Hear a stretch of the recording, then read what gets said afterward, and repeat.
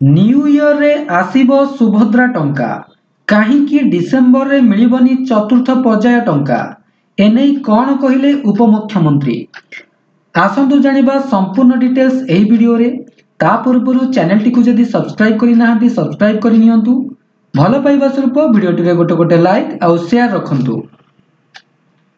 सुभद्रा योजनार चतुर्थ पर्याय टंका को नै एक बड़ सूचना दैछंती उपमुख्यमंत्री प्रभाती परिडा।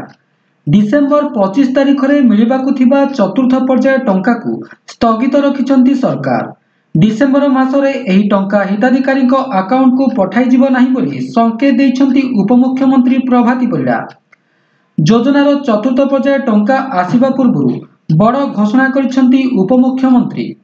एथिपाई जांच जारी रहिछि एवं खूब शीघ्र एनै एक बड़ अपडेट आसीपारे।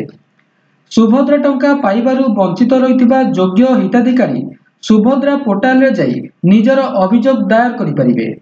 एहा व्यतीत एही योजना पई ब्लॉक रे तयारी होइतिबा कमिटी निकट रे मध्य आपण निजर अभियोग लेखि परिबे। एहा परे आरआई माने गां को जाई तदारक करिबा परे देइतिबा रिपोर्ट अनुसार चतुर्थ पर्याय रे एही हिताधिकारी मानकु शामिल करा जिवो बोली कहिसंती उपमुख्यमंत्री प्रभाती परिडा। एथि सहित रिजेक्ट लिस्ट जांच समय रे आधार वेरिफिकेशन कराई नेबाकु से हिताधिकारी मानकु अनुरोध करिसंती। तेबे जदि बायोमेट्रिक रे ई-केवाईसी शेष बोली देखाउछि तेबे हिताधिकारी माने अचिंता रुहंतु। ओटीपी जरिया रे ई-केवाईसी करिथिले मध्य बायोमेट्रिक करंतु। ई-केवाईसी अपडेट न थिबारु 5,11,000 आवेदन पड़ी रहितिबा से प्रकाश करिसंती। वर्तमान गां गां रे सुभद्रा हेल्प डेस्क अंगनवाड़ी कर्मी एवं ब्लॉक कमिटी फील्ड वेरिफिकेशन करुछंती। एथिरे समस्तंकु सहयोग करिबाकू उपमुख्यमंत्री परामर्श दैछंती। मंडी रे 5 एकर जमी थिबा दर्शाइथिले रिजेक्ट लिस्ट रे ना आसीबो। तेबे जांच प्रक्रिया शेष होबा पर्यंत चतुर्थ पर्याय टंका को स्थगित रखिबाकू निष्पत्ति निया जाइछि। समस्त जांच प्रक्रिया शेष होबा परे चतुर्थ पर्याय टंका पाइबे हिताधिकारी।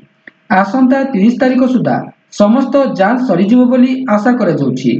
तेणु एहा परे आसंता नुआ वर्ष रे सरकार चतुर्थ पर्याय टंका पठाई पारंती।